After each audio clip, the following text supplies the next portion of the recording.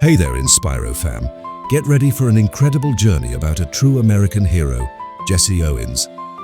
This is the story of a man who rose from the cotton fields of Alabama to the global stage of the 1936 Berlin Olympics, where he won 4 gold medals and shattered the myth of racial superiority right in front of Adolf Hitler. Jesse's life is a testament to grit, courage, and the power of standing tall against hate. His victories weren't just on the track, they were for every underdog who's ever been told they can't win. So buckle up as we dive into the life of a legend who proved that nothing can stop a determined heart. James Cleveland Owens was born on September 12, 1913 in Oakville, Alabama, a tiny, segregated town where life for black families was a constant struggle. His grandparents had been slaves, and his parents, Henry and Emma, were sharecroppers, working long hours in the cotton fields under a relentless sun. Jesse, the youngest of 10 kids, grew up in a shack with no electricity or running water. Hunger was a regular visitor, and by the time he was 7, he was out in the fields too, picking cotton to help his family get by. In a world where racism kept black folks like the Owens family trapped in poverty, dreams seemed like a luxury they couldn't afford. At 9 years old, Jesse's life took a turn. In 1922, his family joined the Great Migration, moving to Cleveland, Ohio in search of better opportunities. The city was achock busy streets, tall buildings, and a new school where Jesse faced both hope and hardship. At Bolton Elementary, kids teased him for his southern accent and ragged clothes, but a small mix-up gave him his lifelong name. When his teacher asked his name, he said Jesse Owens, but she heard Jesse through his drawl. The name stuck, and with it, the seeds of a legend were planted. Jesse worked after school to help his family shining shoes, delivering groceries, but he had a hidden talent: speed. Back in Alabama, folks had watched him race down dirt roads, calling him a bolt of lightning. In Cleveland, that gift caught the eye of Charles Riley, a track coach at Fairmount Junior High. Riley saw Jesse sprinting during gym class and knew he'd found something special. Since Jesse's jobs kept him busy in the afternoons, Riley trained him before school, teaching him how to channel his raw speed into something extraordinary. "You've got a spark, kid," Riley told him. "Don't let anyone put it out." By high school, at East Technical High, Jesse was breaking records, running the 100-yard dash in 9.4 seconds in 1933, a national record that turned heads. Jesse's talent earned him a spot at Ohio State University, but the 1930s weren't kind to a black athlete, even one as gifted as him. On campus, segregation was the norm. He couldn't live in the dorms with white students, had to eat at colored-only spots, and heard racial slurs from the stands during meets. Despite the hate, Jesse stayed focused, letting his performance speak for him.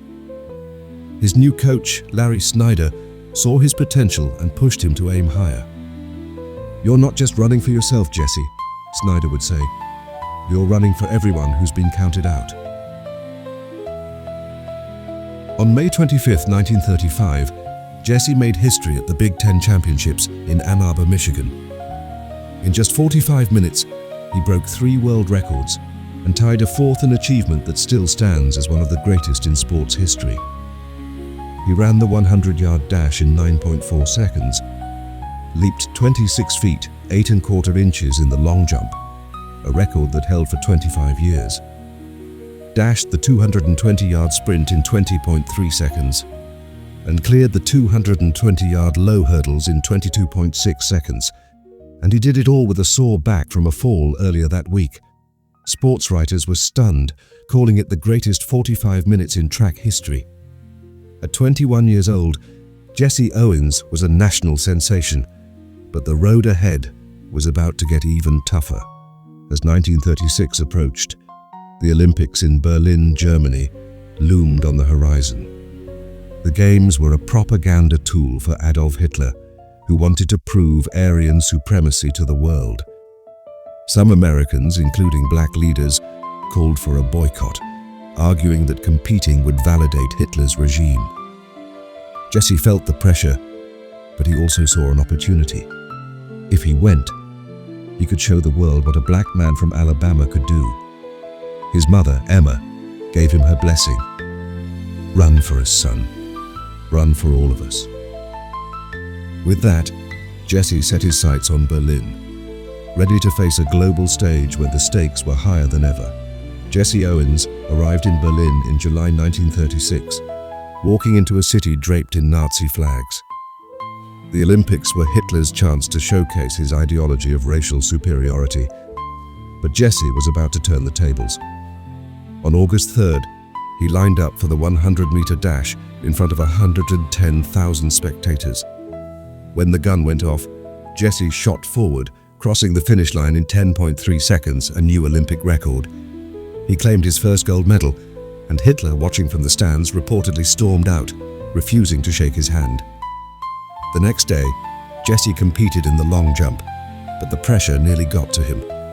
He almost fouled out in the qualifiers, shaken by the hostile atmosphere. A German athlete, Luce Long, stepped in with a game-changing tip-placer marker before the takeoff board to ensure a clean jump. Jesse followed the advice, qualified, and then soared 26 feet, 5.5 inches in the final, beating Long and setting another Olympic record.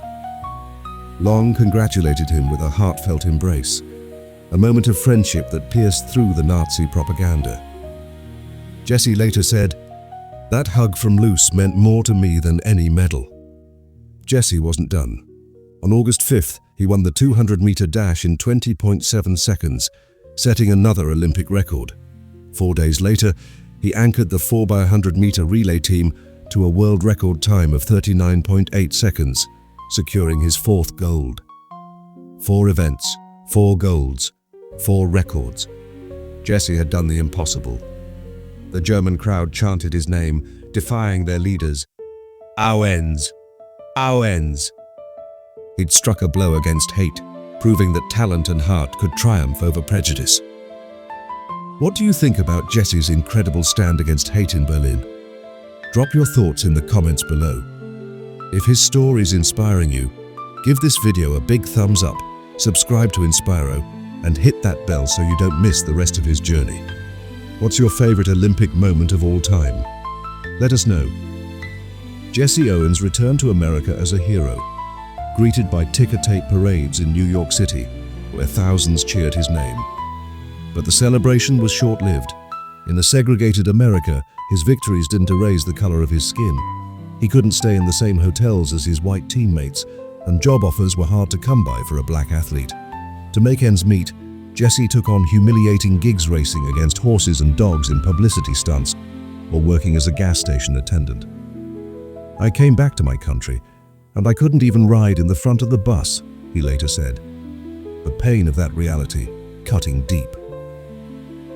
The Amateur Athletic Union made things worse, suspending him for not competing in post-Olympic events in Europe, accusing him of cashing in on his fame.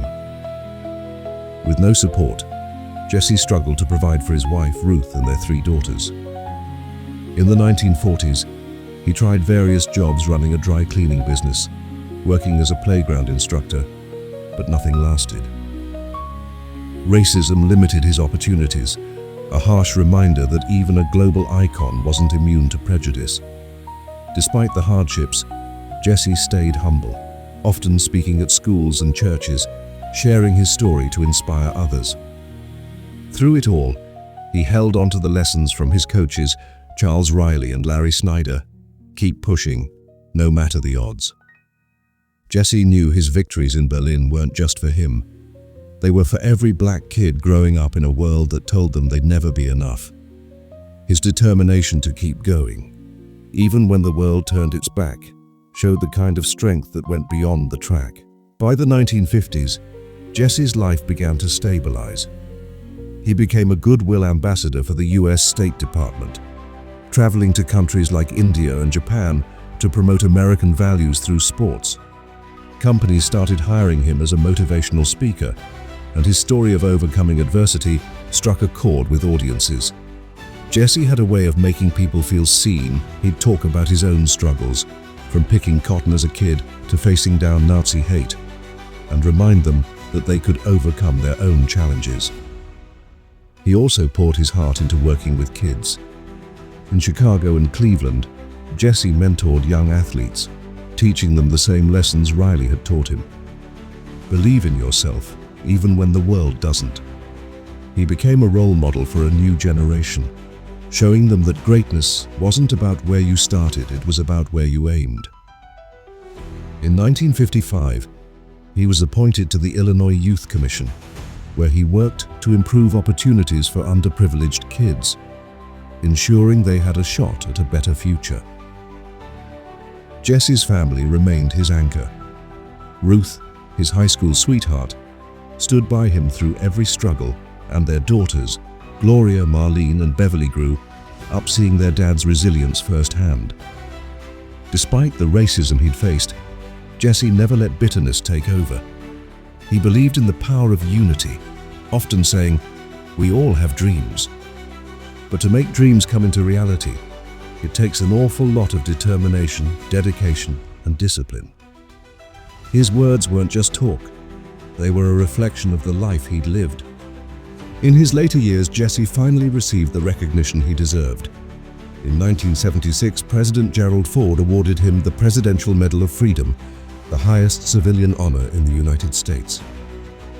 Standing at the ceremony, 62-year-old Jesse reflected on a life that had defied every expectation. "The battles that count aren't the ones for gold medals," he said. "The struggles within yourself, that's where the real victories are won." The medal was a symbol of his impact, not just as an athlete, but as a man who'd shown the world what courage looked like. Jesse continued to speak and mentor, traveling across the country to share his story. He became a living legend, someone whose name was synonymous with perseverance. Schools invited him to inspire students, and corporations sought his wisdom on leadership. But behind the accolades, Jesse was battling a personal struggle. He'd been a smoker since his 30s, a habit that started as a way to cope with the stress of his post-Olympic years. By the late 1970s, his health began to decline, a quiet reminder of the toll his journey had taken. Still, Jesse never lost his optimism. He cherished his time with Ruth and his daughters, often reminiscing about his days on the track and the people who'd shaped him, his parents, Charles Riley, Larry Snyder, and even Luz Long, whose friendship in Berlin had meant so much. Jesse knew his life had been about more than running. It had been about breaking barriers, not just for himself, but for everyone who'd ever been counted out. In 1979, Jesse was diagnosed with lung cancer, a consequence of his years of smoking. He fought the disease with the same determination he'd shown on the track, but on March 31st, 1980, he passed away in Tucson, Arizona, at the age of 66. His death sent shockwaves across the nation. Tributes poured in from athletes, leaders, and ordinary Americans who'd been touched by his story. He was buried in Chicago's Oakwood Cemetery, leaving behind Ruth, his daughters, and a legacy that would endure for generations. Jesse's impact went far beyond his 4 gold medals. His defiance in Berlin had struck a blow against racism, paving the way for the civil rights movement, and laws like the 1990 Americans with Disabilities Act, which owed a debt to pioneers like him who challenged inequality.